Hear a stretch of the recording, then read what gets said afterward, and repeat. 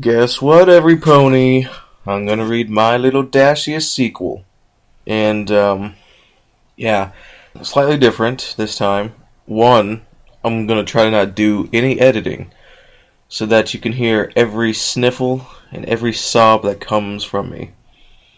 Hopefully there will be a lot because, the original My Little Dashie I was bawling through most of it, and apparently this one's written nearly as well as the original, so this one is nearly 19,000 words total. And, well, actually that's counting the FAQ, the FAQ, which I won't read. So I don't know how long this will take me. I think My Little Dashie took me a little over an hour, so this will probably take close to 2, won't it? I don't know if I'll do this at once or in 2 parts. Well, we shall see, so. Alright, let's get started. My Little Dashie, a sequel, by ThatFatBrony. Chapter 1. As I sit in my chair, I can't help but glance back at where my Dashie was lying only moments ago. Where she was lying before Celestia and the other ponies stole her away from me. I almost snorted aloud. No. Where she was lying before her friends came and took her home. I felt a pang of guilt for being so selfish. This stage always comes in a parent's life.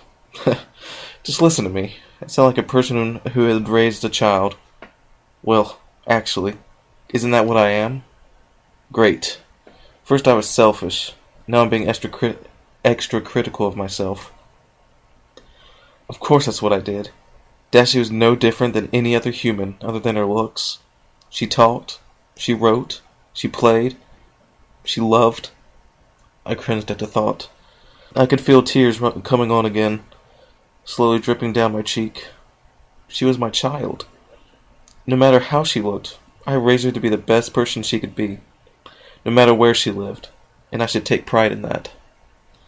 I glanced back out the window, comforting myself with that pride. The window is cracked, and I hear birds chirping. I think to myself, too bad Fluttershy isn't here. She might enjoy meeting these new birds, this new world with new creatures. Oh, wait, never mind. The animals here are no different than the ones in their world. In Dashie's world. Clouds are starting to form overhead.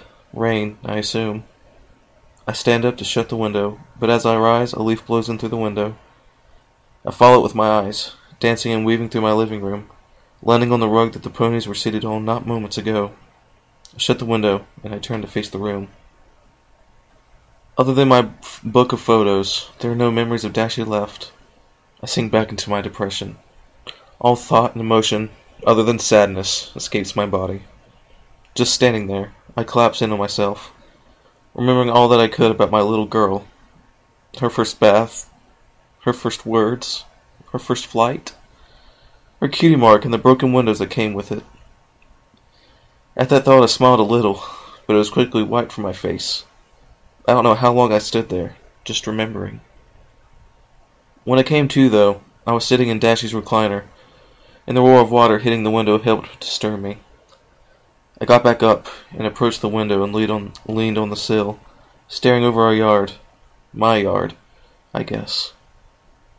The raindrops sliding down the window made me feel even gloomier. No, not gloomy. Angry. I got so angry I could scream. So I did. I yelled at the top of my lungs for as long as I can hold it. It felt just seconds of a yell, but it was almost a full minute. The yell finally is muffled by a yawn. The yawn just provokes more anger. How can I be tired at a time like this? I think to myself. I think of the episode of My Little Pony where Fluttershy becomes a model, and how she kicks her vase. Look around for the nearest vase. Found one. The crashing sound reduced my anger some. I sigh in despair, and bang my head against the window. I told myself that I wouldn't be angry. I told myself that I would be happy for her. After all, every parent must say goodbye to their child. I turn back to the dark, empty house, and I start walking. Something I haven't done since the day Dashie found out where she was really from. I walked all over the house, up the stairs, and into our rooms. Seeing the office put a hole in my heart, and I had to shut the door to keep from crying again. I pulled out my key and locked it shut. I didn't want to go in there ever again. And for that matter, no one should. That would require me having someone over. I proceed into my room and fall into my bed. I feel empty, and I just wanted to cry myself to sleep. So many questions left unanswered. Will she remember me? Did she keep her things? I'm sure there were more, but I'm too tired to remember. I let myself drift off to sleep. Somehow there's already tears coming from my eyes. I think I'm getting into it a little too much. The acting, you know. Anyway. Chapter 2. Let's get her to bed, whispered Princess Celestia to Fluttershy. The two were in Rainbow Dash's cloud castle, gently resting her in her bed. It was night time, and it would soon be time for Celestia to raise the sun again. Outside of Rainbow's cloud castle hovered the pink balloon that the other four ponies sat in, watching their friend finally being returned home. Twilight Sparkle let out a sigh of relief. I really thought that man who watched Rainbow was going to put up more of a fight, especially after we heard about how he cared for her so much, she whispered. She looked back at her other three friends that were in the balloon. They were clearly tired and wanted rest. He just wanted what was best for his little Dashie, Applejack muttered. Oh, that poor man. Was this really right of us? I mean, yes, she is our friend too, but that man was alone in his world without Dashie. We have each other. 5 of us. They had each other only, Pinkie Pie moped. Oh, well, of course this is what's best, darling. Rainbow Dash was not meant for that world. She was meant for ours. Rarity chimed in, ever so quickly to defer any bad ideas about losing her friends. Okay, girls, Rainbow is asleep. She should be as good as new as tomorrow. I'll swing by again to check later, sighed the princess. Fluttershy, would you mind staying here for the night to make sure nothing bad happens? She asked politely. Oh, sure. I would love to spend the night with Rainbow, blushed Fluttershy, her voice ever so quiet. Twilight, I'd hate to trouble you more, but I have an assignment for you. I would like you to research this phenomenon and tell me what you discover. This has never happened before, and I would like to know all about it. The princess glanced at her pupil. Will do, princess. You can count on me, said a confident Twilight. Oh, my head, moaned a disgruntled Rainbow Dash. She kept her eyes closed and ran her hoof up to her throbbing forehead. Reaching around herself, she searched for her bedside table. She bumped a glass of water, which she quickly drank down. She didn't even bother to open her eyes due to the sunlight, and she wrapped herself in the blanket she had on her, and dozed back off. Fluttershy hovered in the doorway, considering waking up her Pegasus friend, but she thought better of it, and let her doze off. I'll just make her some breakfast, which would be nice, wouldn't it? Fluttershy asked herself. I think it would. She smiled and headed on her way. After a half hour later, Rainbow Dash woke up to the smell of cooking. At first it smelled amazing, until she opened her eyes. This wasn't her room. Where were her posters? Where was her comfy mattress? She started to breathe really fast. Where was she? She tried to calm herself, and it was working because she thought she heard Dad coming to see her, until a flying figure was floating in the doorway. Good morning, Rainbow Dash. How are you? Fluttershy was cut short. Rainbow Dash had started yelling at the top of her lungs for Dad. Oh, no, please, Rainbow, you're home now. What's going on? Don't you recognize me? By now, Fluttershy had dropped the plate and backed into a corner, trying to shy away from Rainbow Dash. Dash was now flying around the room as fast as her wings could carry her. Panicking, she tried to fly through the cloud walls that surrounded her, but to her surprise, they were solid. She took a chance at the window, and that worked. She flew out of the sky, away from the scary place. She turned to see the large pony that was named Celestia staring her in the face. Ah, Rainbow Dash, I was just coming to check on you. Good to see that you're up, Celestia said with a royal tone. The panic looked in Rainbow's eye concerned her. Are you all right? Rainbow just floated there for a moment, mouth gaping. Her voice caught up to her mouth. But you were a dream. I had a dream that a bunch of the ponies from My Little Pony had come to my dad in my house, and you were there, and so was the yellow one that had trapped me in the Cloud Fortress, exclaimed Dash, pointing back towards the castle. Celestia looked shocked. You remember him? The memory spell Twilight cast was supposed to restore your true memories. This is most troubling. So, you do not recognize that sky castle? She pointed at the castle. Dash shook her head, still dismayed. Where is my dad? I thought this was a dream at first. Where is he? We were supposed to go to an air show with the Blue Angels. I've always wanted to see them. Where is he? She was on the verge of tears. Oh dear Rainbow Dash, come with me. We're going to go seek Twilight, said Celestia in a stern voice. I hope she had found something useful. She thought Rainbow Dash might resist at first, but something about her presence made the Pegasus fly right next to her. Chapter 3. Oh dear, dear, panicked Twilight. She had stayed up all night trying to find an explanation for the princess about what happened. Pinkie Pie had opted to stay and help her find something. All she had found so far was a teleportation from one side of the planet to the other. Nothing about world crossings or anything of the sort. In all of pony history, there was nothing about world crossings involved. The only thing she found about the world crossings was something about time shifting and time convergence, but as far as she was concerned, that didn't matter at the moment. She was poring over a glossary of a book where there was a knock at the door. "Pinkie, could you answer that?" asked a twitching Twilight. Pinkie nodded her head furiously and bounced over to the door. She opened to see Princess and Dashie. "Dashie!" yelled Pinkie, who proceeded to tackle her best friend. She was greeted by a shove. "I don't know who you are, so back off!" yelled Dash, tears in her eyes. Pinkie's poofy pink hair deflated, just like last time. "What happened? Princess, why doesn't she remember me?" Pinkie whimpered. "I don't know, Pinkie Pie. That's why I've come here to find out. May we come in?" Celestia asked politely. "Oh, sure, come in," Pinkie had said, back to her cheery self in no time. "Twilight Sparkle, my pupil, what have you discovered in your studies? We may have a problem," Celestia asked her student. Twilight hung her head low in shame. "I haven't found anything about the worlds crossing over. The closest thing I found was that one pony had perfected teleportation and gone from one side of the world to the other. But that was it." "I'm sorry, Princess. I let you down. What's wrong with Rainbow Dash?" she questioned, still hanging her head. "Let us worry about your investigation later. For now, Rainbow Dash's memories are still about the man from the other world. It seems that the memory spell used on her was ineffective. What do you have to say?" Celestia asked. At the sound of this, Twilight picked up her head immediately concerned. She thought she did exactly the same as she'd done during the Discord incident. "I don't know. Should I try again?" she asked her mentor. Celestia nodded and walked over and held Rainbow Dash. "Hold still, please." Twilight was about to lower her horn to Dash's head again, but this time Rainbow jumped away. "Oh no, not this time. The last time this happened, you ruined my life. I'm not going to let you do that again," yelled a furious Rainbow Dash. She squirmed out of the hold of Princess Celestia and soared through an open window. She quickly glanced around, looking for somewhere to hide. She saw a forest not far off. With memories of Daddy, she bolted toward it, hoping that he would be under one of the trees like he was that one day long ago. "Why doesn't Rainbow remember us? And why does she still remember that man?" bounced Pinkie. "I thought when you used that memory spell it would replace anything that happened before." She was bouncing around the room, looking through Twilight's books. "I don't know, Pinkie. I thought the same thing. I still feel bad about the first time, but after I saw how scared she was this time, I just wanted to help. Now she's off in the Everfree Forest." Twilight let out a sigh of fatigue. She had been up for almost 24 hours, trying to find out what had happened to Rainbow when she had gone to the different world.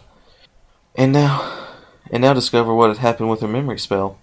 Princess Celestia had gone back to Kentrelot to talk to her unicorn advisor to see what they could figure out. Applejack, Rarity, and Fluttershy were out in the forest looking for Rainbow Dash. Pinkie had opted to stay behind and help Twilight, much to the dismay of Fluttershy. "Gah, this is useless! There's nothing about world teleportation or memory prevention." She started skulking around the room in self-pity when Pinkie threw a book at her. "How about this one? It's called The Effects of Teleportation on Memory." "That sounds promising," said an ecstatic Pinkie Pie. Twilight just shook her head in awe. "Rainbow, where are you? It's your friends. We're here to take you home," yelled Applejack. They had begun their search about an hour after Rainbow had bolted from Twilight's library, and had been searching for a couple hours since. "Applejack, if she really doesn't remember us, why would she be willing to let us take her? I mean, really, use that brain of yours," snapped Rarity, and then, "I'm sorry, Applejack. It's just that being in these creepy, dirty woods has really been irritating me. Fluttershy, do you see anything?" Rarity yelled up to Fluttershy, who was following closely above the tree line, hoping to get a sight of Rainbow. "No, nothing. In fact, I haven't seen any form of flying animal since we got here. This is really scary. Can we go back now?" Fluttershy said timidly. You could tell she was nervous. She was flapping her wings rapidly. Her eyes were shifting back and forth, and her ears were flat against her head. "Besides, it's getting dark, and it isn't safe out here in the dark." She gulped. "We gotta keep searching. If she really doesn't have her memory back, then she has no idea what's in these here woods." Applejack stressed to her friend. "Let's think about her position here. She has a happy life with a great man for 15 years. And then 6 ponies trot into her house, tell her that she needs to leave, and more or less pony nap her back here. Now don't get me wrong, I think she's better off here. But is it what she truly wants? Anyways, she wakes up the next morning to find herself somewhere completely different, without her old memories. and does what any other pony would do, panics. Also, I don't have the darndest idea as why she doesn't have her old memories, so don't ask, grunted Applejack. Continuing on, she manages to escape the strange place, the Cloud Palace, mind you, and runs right into one of the ponies that ponied after her. The biggest one of all, Princess Celestia. Now, obviously, Dash doesn't have any idea who Celestia is, but goes to her to see Twilight under the assumption of help. They get there, and she gets, what probably seems to her, assaulted by Pinkie Pie for the second time in days. I'm sure that disturbs her a bit. Then she hears Celestia tell Twilight to try and change her memories again. Now, don't tell me that wouldn't make you shiver in your galoshes. She freaks out and runs to the nearest place that reminds her of her home, the forest. She has no idea what is out here, so Fluttershy, until it is actually dark, we keep searching. I don't even care if she remembers us right now or not. I just want to see her safe, and she was caught off by a large explosion. Chapter 4. It has been several weeks since my Dashie left me. It has been several weeks since my Dashie had left. I had told myself that I was going to go out and try and meet actual people since dwelling on the past probably wasn't healthy. After a debatably fun outing with some of the people from my work, I had started walking home. Someone had offered me a ride, but I respectfully declined. I wanted to be on my own for a bit, and I didn't feel like inviting someone into my house. Saying my or I about anything about the house had taken a while to get used to, since Dashie took equally good care of it, and it wasn't easy to push that thought out of my mind. I was walking in the forest near where Dashie and I hid underneath that tree during that rainstorm so long ago, when the day went from mostly sunny to very cloudy.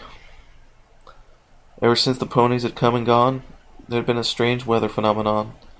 Clouds moving at odd speeds and angles, rains coming and going almost systematically. Meteorologists had chalked it up to just that, a strange phenomenon. I had picked up my pace slightly, as to not get caught in the rain. But nothing faster than a brisk walk, for I also had no desire to get home fast. I felt the first drops of rain hit my face and jacket, when a thunderous bang echoed overhead. The sound made me flinch, and I looked up to see lightning jump through the clouds. At first it sounded like something had broken through the sound barrier, but thunder didn't sound much different, I guess. I almost picked up my pace again until I saw it. The tree that Dashie and I hid under together. The spot where we cried in each other's hooves and hands, respectfully. I figured I would sit down, just to get off my feet for a bit and get out of the rain. I had rested my head against the trunk of the tree and closed my eyes. I had heard a crack. I instantly jumped from my position and began to look around for any sign of life. And then there, to my left, I saw Dashie. I almost leapt at her to hold her, but something bound me to the ground. Then I saw something new. I saw myself, sitting right next to me. I tried to talk, but my mouth wouldn't move. I tried to wave, but my hands were as immobile as my feet and mouth. All I could do was watch. Dashie seemed younger than the last time I saw her. Probably around the same age as when we were together under this tree. She had walked over and had sat down next to me. Well, not me, but the other me. I watched, for the longest time, the two of them just sit and look at the woods. Then she asked him if he still loved her. I watched the whole scene play out, exactly as I remembered it. I wanted to yell, to move, to hold her, to hold my little Dashie one more time, but I couldn't. I was crying on the inside. A tear leapt from my eye, just hovering onto my eyelash. I watched them say sorry, and I watched them embrace each other, crying. I watched myself grab my daughter and hold her tight. I wanted to join them in an embrace, trying ever so hard to move my arm. I felt a twitch in my arm. I pushed with all my might, trying just to touch Dashie once more. My arm, very slowly, approached my daughter. It seemed like an eternity, how long it took me to reach her with my hand. My hand brushed her wing. Success. My heart exploded, just like that old meme. But then, everything around me started to fade. I tried to hold on to Dashie with all the strength I could summon, but it wasn't enough. The mystical force that had bound me before had me again. I squeezed my hand on her wing, hoping she would stay with me, but she disappeared, out of my sight, and so did I, the other I. He vanished too, and then there was the same bang that I had heard earlier, and I woke up. I shot straight up from my previous position. I looked back to where I was. I had fallen asleep under the tree and was dreaming. But I could have sworn I actually felt Dashie's feathered wing, I thought to myself. I stood up and peeked out from under the tree and looked up. The clouds had been swept away, and in their place stood a majestic rainbow. It was beautiful, and not because it reminded me of Dashie, but because it was Dashie. I just knew it had to be true, even though I had no way to prove it. I must have stared at that rainbow for an hour. The rainbow began to fade, so I turned to head home. My heart was bouncing with so much joy. Had my Dashie found a way back? Maybe a way to communicate? I had no idea how to describe what I saw. It was the best thing I had felt in weeks. It was only then that I noticed how tired my arm was.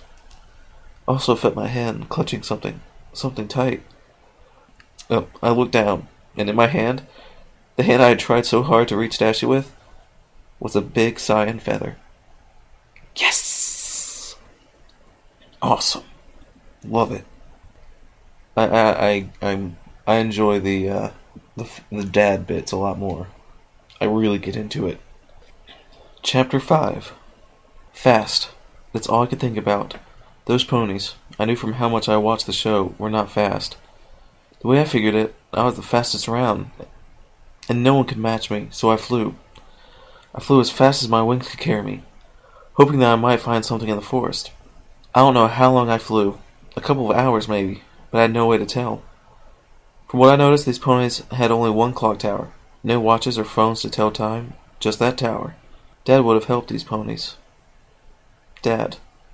I had to push that thought out of my head for now. There's no time for sadness, only speed.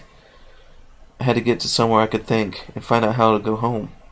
I don't care what those ponies say about where I belong. I don't care what world I live in, as long as I'm with Pops, life was good.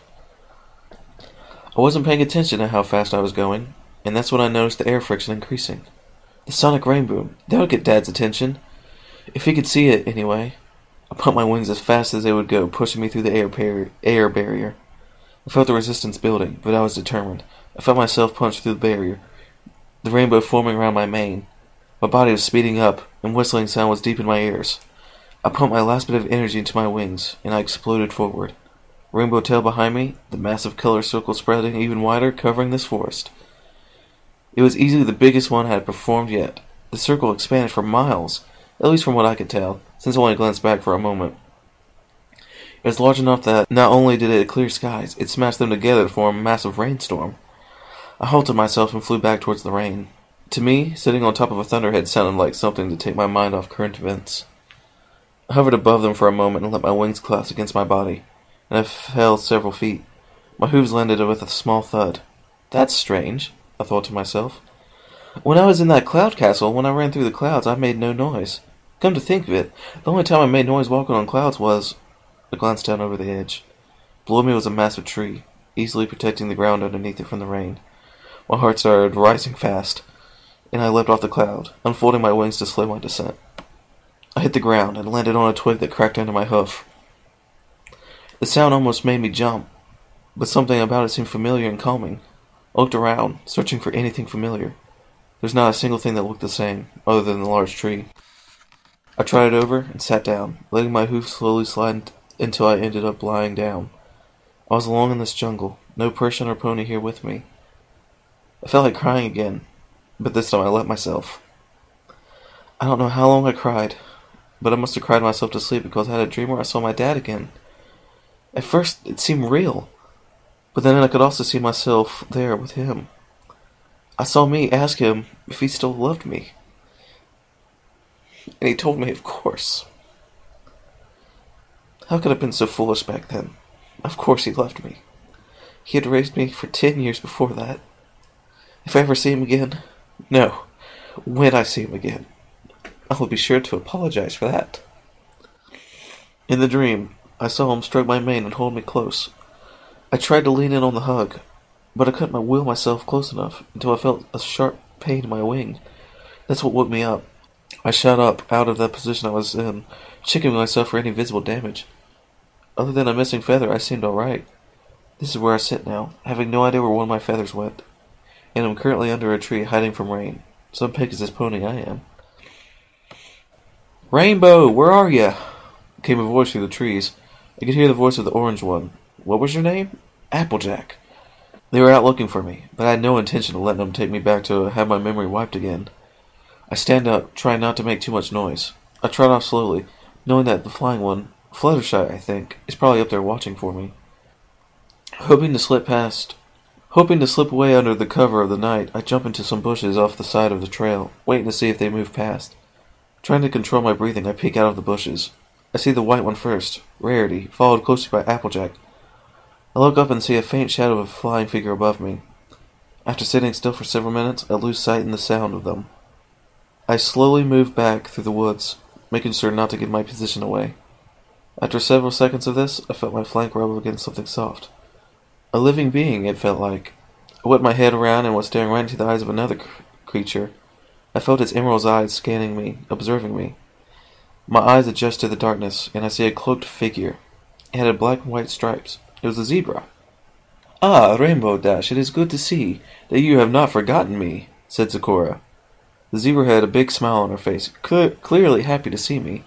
When I didn't respond, her smile turned into a frown. "You do remember me, do you not? Or am I someone you have forgot?" she asked, concerned.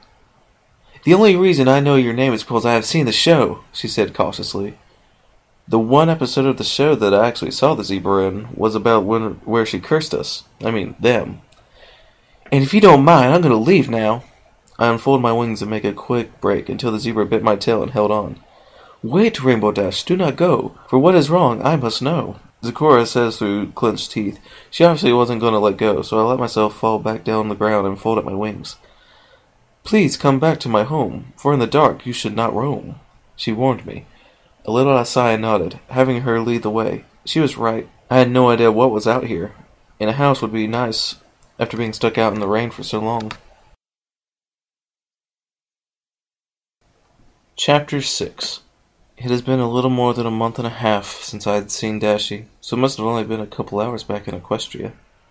I was sitting in my TV room, relaxing after a long day of work, so I figured I could reward myself with a little downtime.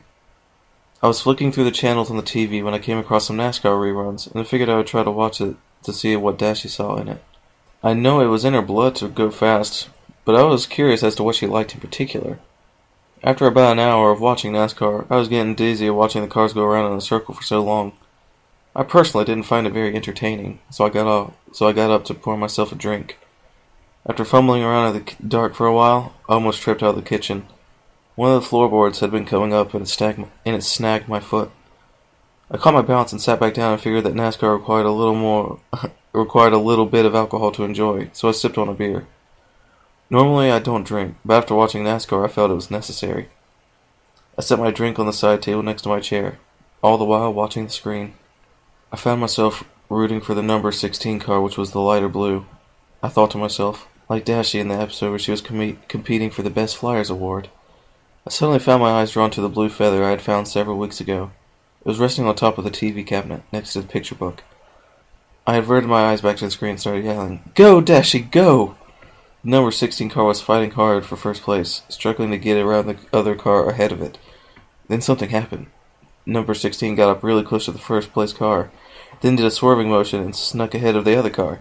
I lost out of my chair in excitement. I was standing now, cheering at the top of my lungs. One more lap to go. Sweat was dripping down the sides of my cheek. The cars rocketed past the finish line, with Dashie just ahead of the pack. I was dancing and screaming and cheering. I knew it wasn't actually Dashie, but it felt good to cheer for her again anyways. An interview crew ran up to the driver and began flashing their cameras and asking questions. One interviewer asked the question, "How do you explain what you did back there? Getting past the forward car, I mean." The driver took his helmet off. "Well, to be honest, I have no idea. I thought I was giving my car all she had, but then she seemed more determined to win than I was and bolted ahead. It was almost like magic. Haha. Magic moves in mysterious ways, I guess." He looked at the camera and winked. I reeled back from the screen in awe, as if he was talking to me. Celestia said that once, I'm pretty sure, and my eyes bolted back to the feather. I walked over slowly, staring at it intently. Magic. Something that wasn't in my world, but in theirs it was everything. My mind racing, I was trying to think of something, some explanation. This is almost impossible, because I'm a human. I don't know any real magic, just cheap card tricks. My eyes shot back up to the feather again. I reached it and grabbed it ever so slowly, and brought it close to my eyes. Other than the fact it had belonged to Dashie, there was nothing remarkable about it. I turned it over gingerly in my hand, treating it like a baby. The feather had a very large column running up the length of it, just like most feathers. I still knew enough, my little pony lord, to know that Pegasus feathers were thicker than birds' feathers to carry their weight, but I couldn't tell much of a difference. I gently put it back where it was, stared at it for a few moments longer, then pulled away. Stared at the TV for a moment longer, and then powered it down. The room went dim, with the only light now trickling in from the hallway light. I walked to the light switch and flicked it down, cutting off all light on the television room. I passed the walls that separated the room from hallways, methodically walking, for I was in deep thought. I headed towards the kitchen again, going to grab a glass of water. Thoughts were racing through my mind, but I was having difficulties focusing on a single thing. Is there a way for her to come home? Where did that feather come from? Is there a way for me to get to her? What can a human do as far as magic? Do humans even possess the ability to control magic? Is there a way to learn? Could something sciencey cause something to happen? Was Dashie alright? All of these thoughts were fighting for the spotlight for my brain to focus on, that I wasn't aware of my surroundings. The plank that had caught me by the ankles last time had managed to trip me up again, only this time successfully making me fall. Hit the ground with a large oomph, the glass shattering against the hardwood floor. God damn it! I sighed under my breath. With a sluggish movement, I pulled myself up the floor, limping back to the kitchen for a towel and a broom.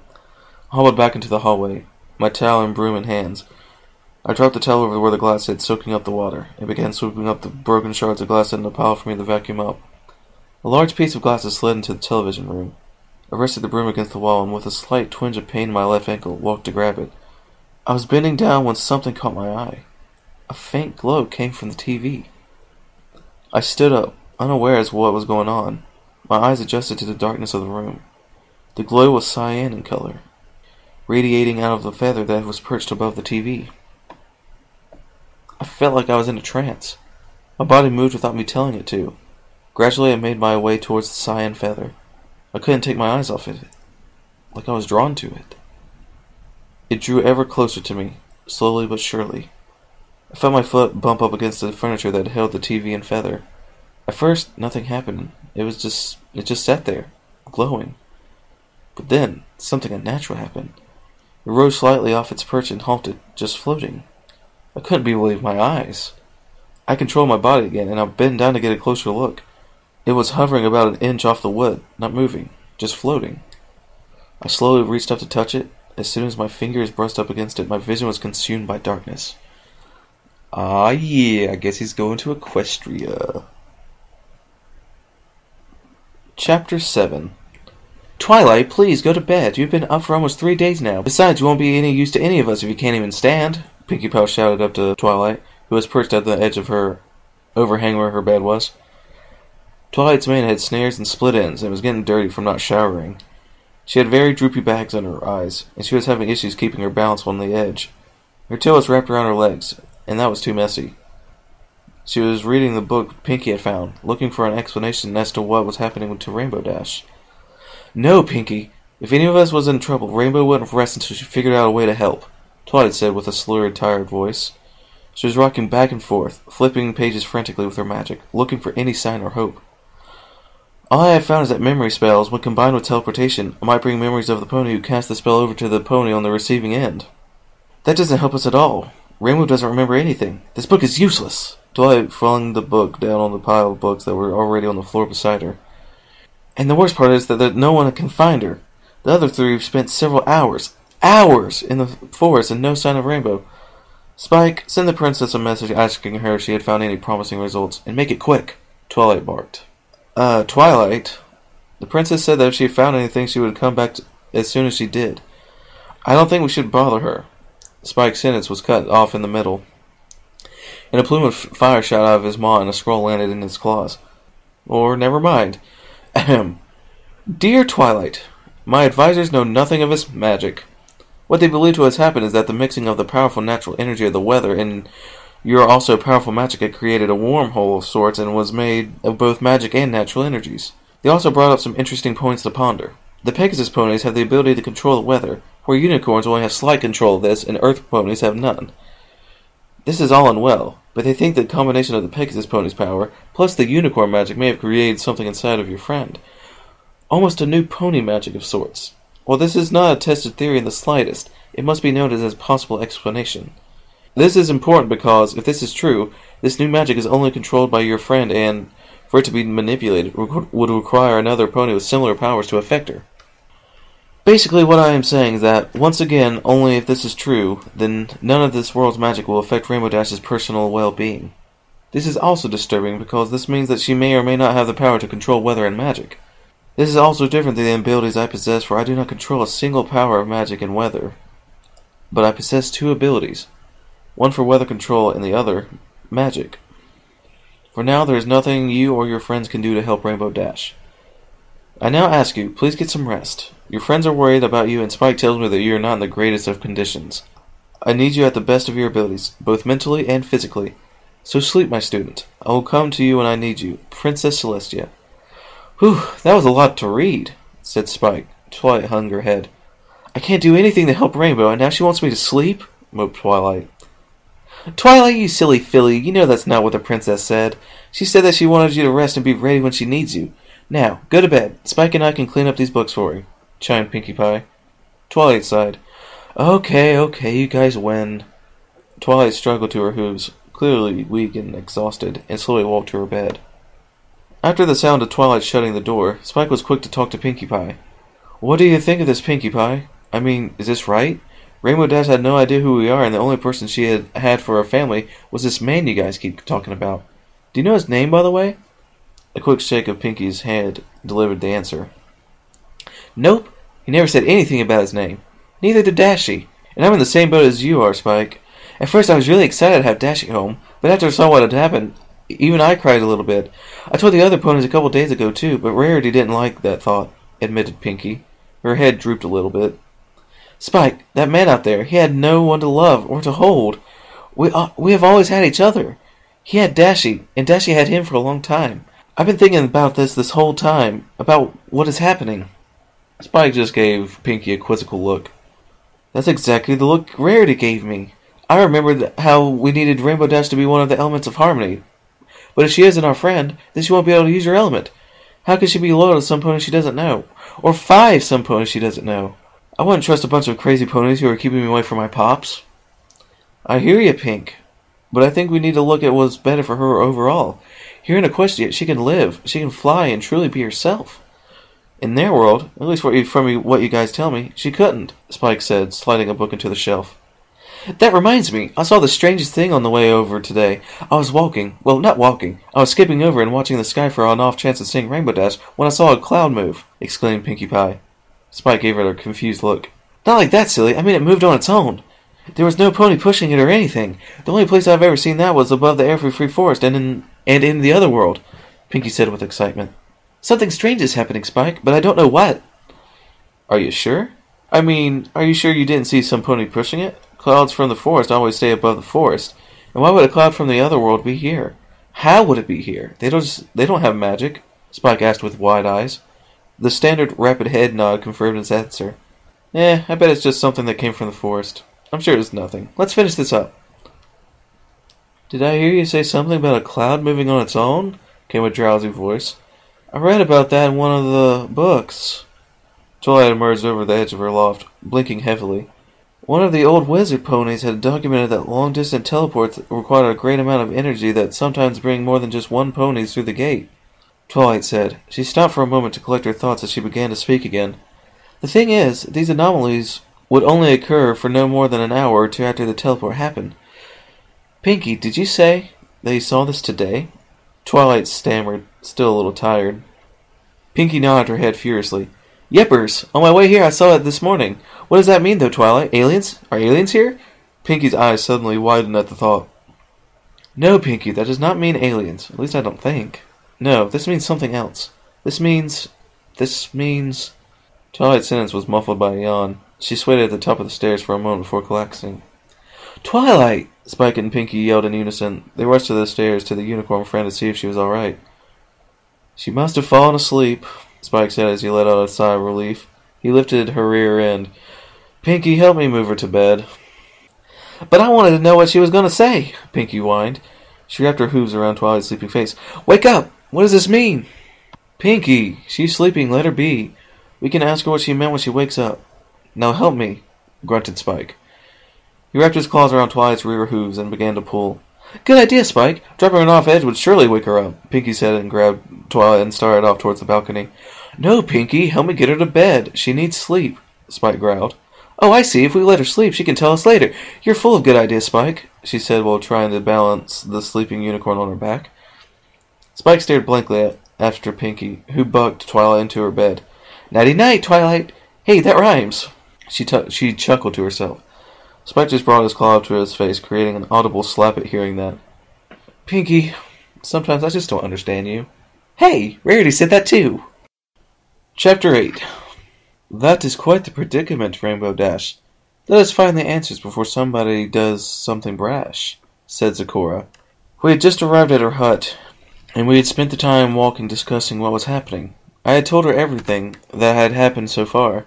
Waking up in Dad's world, being raised by him for so long, and the other ponies coming and taking me home, waking me up in this world, and how it came to this forest.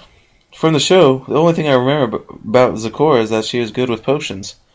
I can't say I'm an expert with potions, but I don't think that they could help me find Dad. I voiced my concerns with Zecora. Zecora, not to be rude or anything, but how would a potion help me get out of this place? I questioned with slight drowsiness. I had been up for almost 2 days, and it was starting to get to me. This potion will not help fix the events that transpired, but it will help you become less tired, she said, slowly adding ingredients to her pot. She added some flour to it and began to bubble. I took a quick sniff and snapped my head back. It smelled horrible, but I was so tired I was willing to try anything. After a few more moments of stirring, she dipped a bowl into the pot and set it in front of me. I quickly swallowed it down. It didn't taste too bad either. I felt like a fire was lit inside of me, and it felt good. I spread my wings as far as I could and began to flap them, and I lifted off the ground and held it there for a moment. I haven't felt so alive since I arrived in this place. I was so caught up in the moment, though, that I didn't notice Zecora backing away from me at first. I looked around to see what she saw, and it was me. My wings and cutie mark had become glowing. Zecora, what did you put in that thing? I panicked. I tried to move, but my body was locked in place. The energy flowing from my body was amazing and horrifying at the same time. Zecora couldn't respond. She just stood there staring at me, mouth agape. She stirred herself finally and ran over and tried to pull me down. She struggled with all her might, but I was stuck. Then as quickly as the glowing came, it disappeared, and I fell to the ground with a thud. I stood up and shook myself off. I was exceptionally tired again, but this time it felt like something had expended a large portion of energy, not like I had gotten enough sleep. This pony magic is crazy to me. I just use brews and potions, you see, Zecora murmured. She walked over to a book and flipped it open and began to read. I must study to find a remedy. I turned my back to Zecora and I walked through her house, looking at the trinkets and other things she had strewn all over the place. The way this place was decorated felt like something out of a horror movie or something. All we need is a ghost, I thought to myself. I turned to face the zebra when I got my wish. Something was in the room with us, but Zecora didn't seem to notice. I slowly approached what seemed like a shadow in the center of the room. At first, it didn't do anything. I sat there, moving only slightly, until I saw it. In the center of the shadow was a face. Not any particular face, but a human face. My dad's face. Dad! I shrieked. I broke into a sprint towards it, trying to catch it. I jumped into the air and tried and grab it, but I flew straight through and smashed into Zecora's pot. Zecora was now on her hooves, looking very confused. I just sat there in the pile of pots and pans for a while.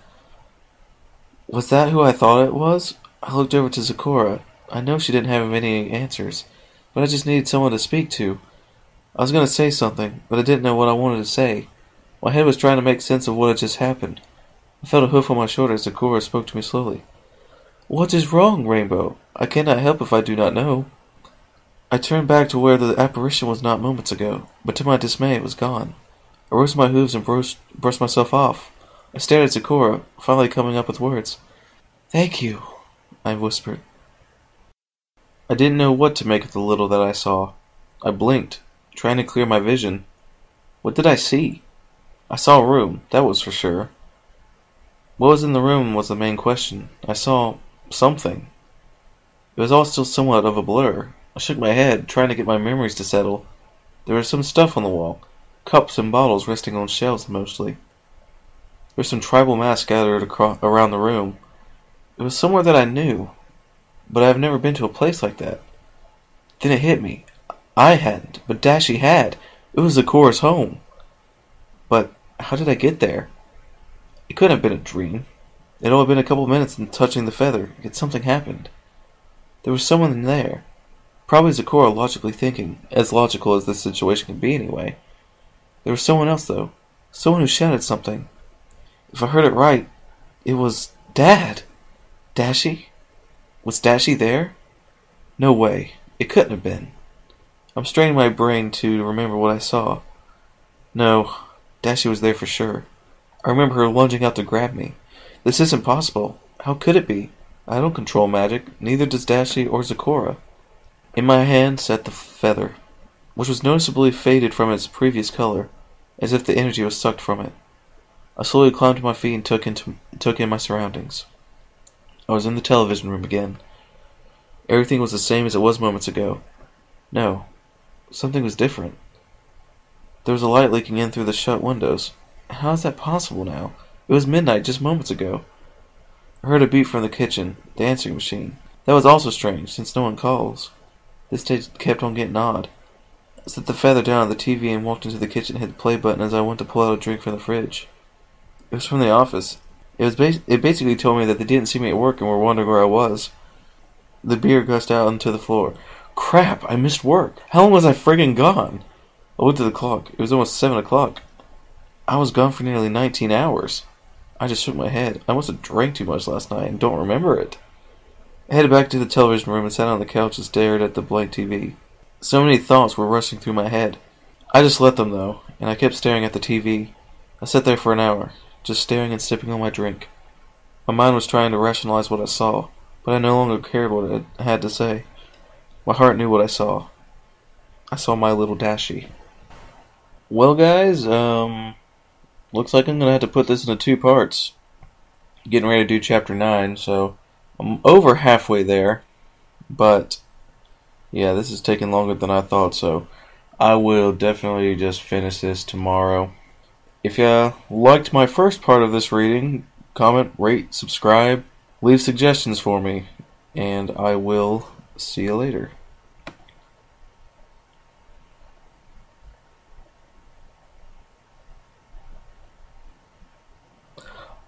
Oh, and by the way, I kind of lied. I'm definitely going to do some editing because, I kind of have to, shorten the video, So, I guess what I really meant at the beginning was I'm not going to edit out my crying or sobbing or whatever.